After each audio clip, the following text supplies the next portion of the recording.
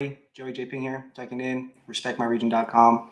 Today I'm going to talk to you guys a little bit about how cannabis changed my life. Now, for me, I've got I don't want to say I've got a unique story because in my eyes, I'm not much different than thousands and, potentially millions of other people out there. Um, I remember, going back into high school, waking up, early, catching the bus and getting to school and every morning in like, second period or so in high school. This is, really ninth grade for me. I think I'm maybe 15 years old. I was younger for my class.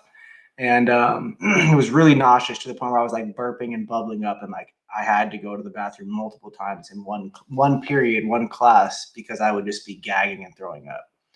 And this went on for a solid 4 years of high school, and then my freshman year of college I was dealing with that pretty intensely.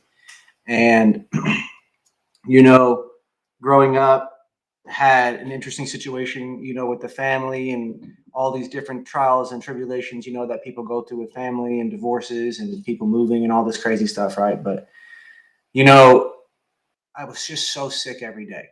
And once I got to college, shout out Central Washington University and Ellensburg, there was one friend that introduced me to cannabis, saying, "Hey, this can actually make you feel better. It helps me with this."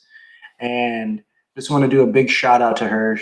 We don't talk anymore. It's not because we're not friends. We just haven't talked for years. But Shayla McCaffrey really introduced me to cannabis. It was a Thursday night, Thirsty Thursday, freshman year.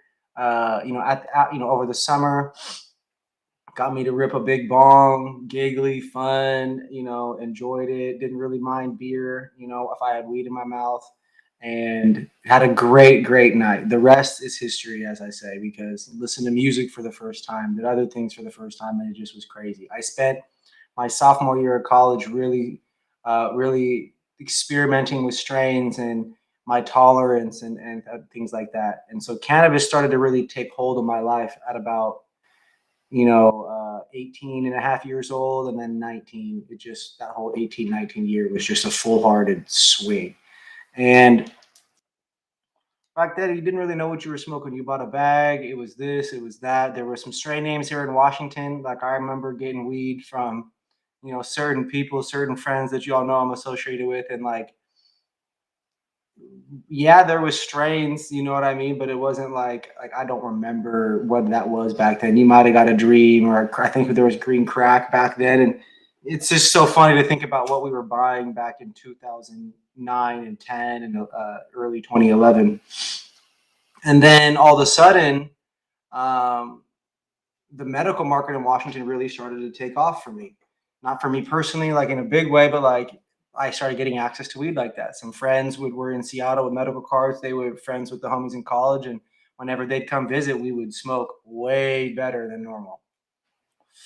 And so, I mean, for starters, cannabis changed my life because it made me, get rid of the nausea. As soon as I was introduced to that and I started smoking more and more, the nausea started to go away.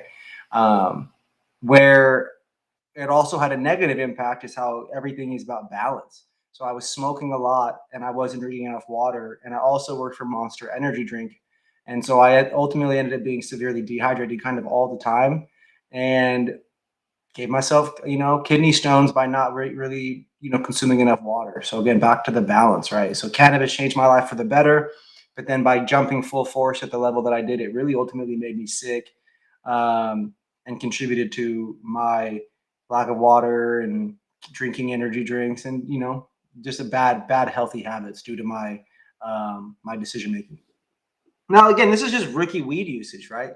So push comes to shove, right? Like, I basically have to move to Texas and starting over. And out there, weed is expensive. So I'm smoking bad weed, trying to stay creative, trying not to feel sick, because you get access, your medicine quality goes down.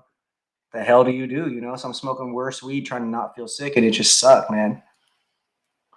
And I remember getting back to Washington and about 11 months in Texas. I got back to Washington and my friends, had their medical cards, and I started getting access to the cleaner, better medicine again. I was at the $25, $30, $35 eighth price point for me, being that I wasn't really working a lot or making tons of money.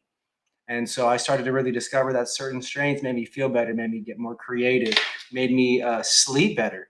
I was able to identify strains like Dutch Treat, Cinex, there was Cushes, there was GDPs, there was Perps, the cookies cuts, all the different cookies cuts and the sherbets that came out.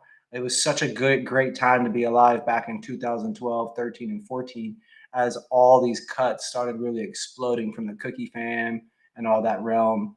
Washington's market is a little bit more old school in that they love a lot of their classic strains, and so you can still find a lot of those classic genetics out there. But I'm a dessert strain smoker now. I love the gelatos crossed with damn near everything. So you guys gotta, oh my gosh, just the cookies, the forum cuts, the mint cookies, all that stuff back in the day. The thinness, like, just absolutely incredible.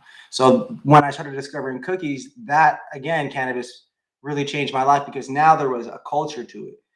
There was clothing, there was music for Burner and Ty Dolla Sign and Wiz Khalifa and Juicy J, and there was all these rappers with all this fire weed. And in Seattle, I mean, you guys see Burner over here, like that's a photo of him in Washington's, in Seattle's market, and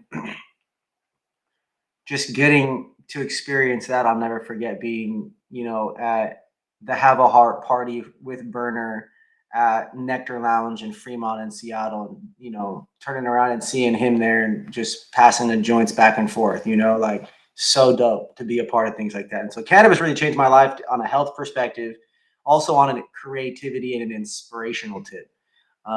It's been able to connect me to so many people. It's been able to introduce me to so many people. It gives me a level of confidence that I probably wouldn't normally have had back in the day.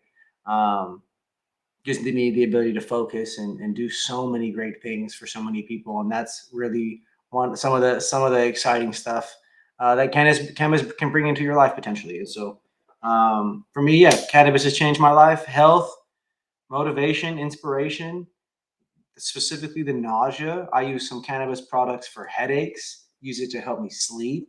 I use it to drink it. I eat it. There's just, man, so many different aspects of cannabis that's really helped me change my life.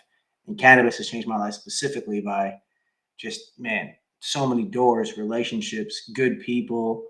Um, Again, I got to go back to, like, this shit really made me feel creative and unlock a whole world of opportunity based on creativity. And so that's kind of where I'll leave it at. My name is Joey Brabo, and this is how cannabis changed my life. I appreciate you guys. Make sure you guys like, follow, subscribe, and I'll see you on the next video. Love you guys.